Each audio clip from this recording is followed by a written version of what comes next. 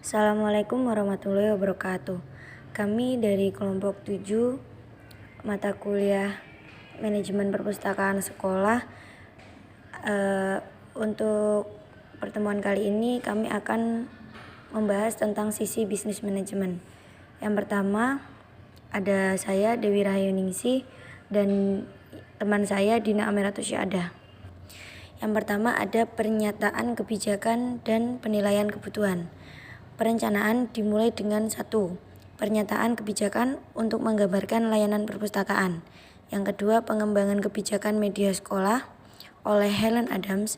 3. Menjelaskan argumen untuk mengembangkan kebijakan, proses pengembangan kebijakan, serta proses politik untuk memastikan penerimaan kebijakan yang ditetapkan. Di dalam buku pembuatan kebijakan program media perpustakaan sekolah, Marian Karpisek mengutip 8 langkah penulisan kebijakan. Yang pertama penelitian, yang kedua draft pertama, yang ketiga pertimbangan komite penasehat, lalu yang keempat draft akhir, yang kelima komite penasehat meninjau revisi, yang keenam persetujuan administratif, yang ketujuh distribusi ke fakultas dan orang tua, dan yang terakhir ada sosialisasi kepada siswa. Selanjutnya yang nomor 2 yaitu tujuan. Tujuan di sini harus memenuhi kebutuhan pengguna yang berkaitan dengan kurikulum yang ada di sekolah, yang mana tujuannya harus jelas dan berdasarkan pengamatan yang dicatat. Yang ketiga, pengorganisasian. Dalam proses pengorganisasian, pustakawan bisa berkolaborasi dengan guru karena pustakawan memiliki pengetahuan yang luas tentang kurikulum, cara guru mengajar, tugas yang mereka berikan, serta kegiatan yang mereka rencanakan di kelas, dan dukungan perpustakaan yang dibutuhkan oleh guru. Selanjutnya, perencanaan untuk proyek yang diperpanjang. Program perpustakaan sekolah dapat terus berhasil dan meningkat secara efisien jika perencanaan melampaui 1 tahun ajaran. Untuk merencanakan proyek besar, pustakawan dapat belajar dari perencanaan proyek yang mengembangkan garis waktu. Yang kelima, menjadwalkan perpustakaan sekolah. Fasilitas harus dijadwalkan untuk digunakan secara maksimal, entah itu oleh siswa maupun guru. Pemantauan akses ke perpustakaan merupakan tugas utama yang membutuhkan manajemen. Selanjutnya yang keenam yaitu kalender elektronik dan rencana harian. Pustakawan juga seorang guru yang memiliki catatan serupa, meskipun buku rencana ini waktu unit mati, buku rencana menunjukkan jadwal baru. Pustakawan menyatakan tujuan, sasaran, dan kegiatan yang akhirnya mencatat.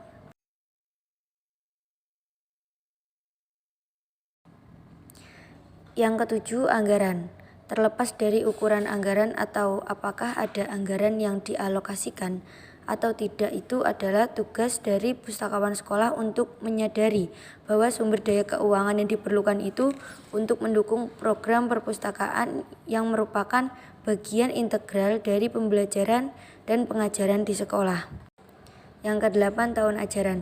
Manajer bisnis seringkali mengharuskan semua pesanan pembelian diterbitkan dalam waktu yang cukup untuk menerima barang dagangan, konfirmasi pengiriman item yang sesuai, dan mengeluarkan pembayaran sebelum akhir tahun fiskal. Selanjutnya, memperoleh sumber daya atau proses pembelian. Di beberapa distrik sekolah, pesanan pembelian mungkin dikeluarkan ke sekolah pustakawan dan dikirim oleh kantor sekolah ke vendor. Yang ke-10 ada akuntabilitas biaya dan pustakawan sekolah. Menghitung biaya setiap layanan dalam hal waktu yang diperlukan untuk memberikan layanan dibagi menjadi: yang pertama, gaji orang yang melakukan layanan merupakan bagian penting dari biaya angka. Jika gaji tahunan pustakawan adalah $60.000 dan orang ini bekerja selama 180 hari per tahun, 7 jam setiap hari, baik upah harian maupun upah per jam dengan mudah dihitung. Selanjutnya yaitu menulis proposal untuk memperluas program. Salah satu pilihan yang bisa digunakan untuk memperoleh tambahan dana yaitu dengan mengembangkan proposal yang dipikirkan dengan matang lalu didokumentasikan. Yang ke-12, mengembangkan pernyataan kebutuhan.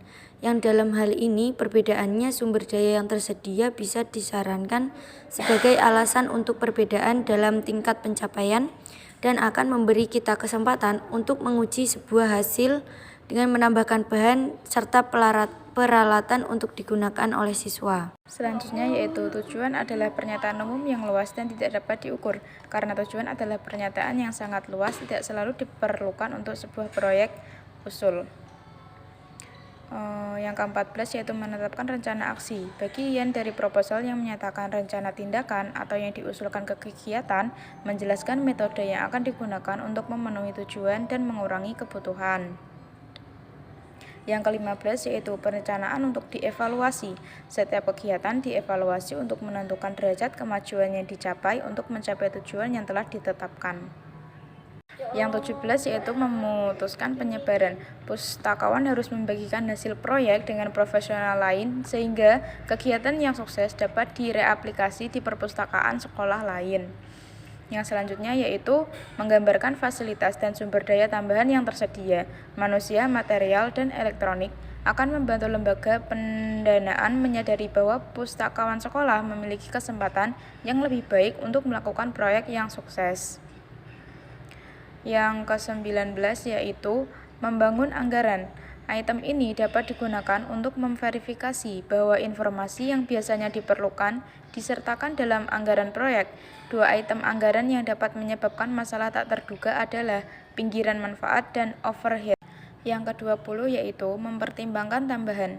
Saat merencanakan suatu proyek, seorang penulis proposal harus memeriksa untuk melihat apakah poin evaluasi telah ditetapkan untuk setiap bagian dari proposal.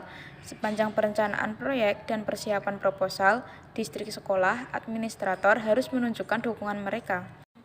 Sekian presentasi yang dapat kelompok 7 sampaikan. Banyak kurang lebihnya mohon maaf. Wassalamualaikum warahmatullahi wabarakatuh.